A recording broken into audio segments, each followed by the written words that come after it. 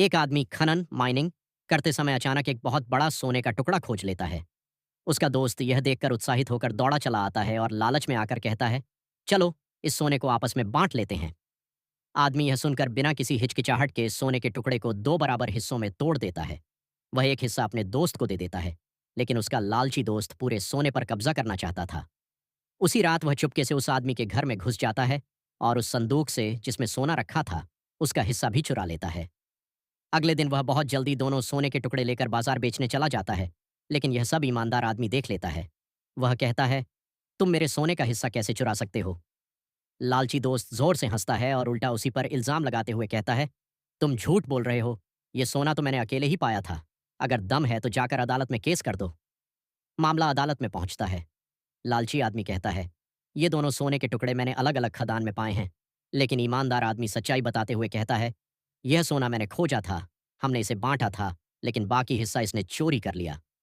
जज दोनों सोने के टुकड़े अपने हाथ में लेता है और उन्हें जोड़ कर देखता है। दोनों टुकड़े बिल्कुल सही तरीके से आपस में जुड़ जाते हैं। जज कहता है, अगर ये दोनों अलग अलग जगहों से मिले होते तो ये इतने सटीक तरीके से कैसे जुड़ सकते हैं? यह सुनकर लालची आदमी का चेहरा सफेद पड़ जाता है। जज फैसला सुनाता है, तुमने उस इंसान का विश्वास तोड़ा जिसने तुम्हारे साथ भलाई की थी। तुम्हें उसका सारा सोना वापस करना होगा और साथ ही 1,000 सोने के सिक्कों का अतिरिक्त जुर्माना भी देना होगा। यह तुम्हारे विश्वासघात की सजा है। अगले दिन एक युवा लड़का खनन करते समय अचानक हीरे की एक पूरी खान डायमंड वैन खोज लेता है। अब सुधर चुका वही खणिक पुराना आदमी उसे चेतावनी देता है, जहां तुम खुदाई कर रहे हो वहां पास में लावा है। इन हीरों को मत निकालो, वरना तुम्हारी जान खतरे में पड़ जाएगी। युवा लड़का हंसते हुए कहता है, बूढ़े आदमी, तुम मुझसे जलते हो। ये हीरे तुम्हें पूरी जिंदगी में नहीं मिले होंगे। मैं तुम्हारी बात नहीं मानूंगा। वह फिर से खुदाई करने लगता है। अचानक अगले ही पल गर्म लावा चट्टानों की दरारों से फूटकर बाहर आने लगता है। लड़का डर के मारे कांपने लगता है। उसकी हालत खराब हो जाती है। तभी संकट के समय वह बूढ़ा आदमी एक बाल्टी पानी लाकर लावा पर डाल देता है।